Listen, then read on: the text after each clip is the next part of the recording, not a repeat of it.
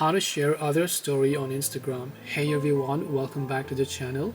In this video I'm going to guide you on how you can share other story on Instagram, so make sure to watch the video till the end. Now, sharing the other story on Instagram is very simple. Now there are two scenarios. One is if you're mentioned in a story, the other is if you aren't. Now if you're mentioned in a certain story, you will most likely get a pop-up right inside the chat where you should be able to basically go ahead and then find the add this to your story option. But if you are mentioned in a story, but if you're not mentioned in a story and then you would like to reshare that story, one way that you can do is simply by taking a screenshot of that story here.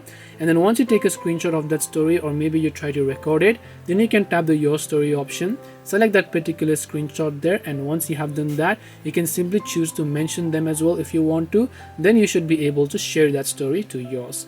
This way you can share other story on Instagram.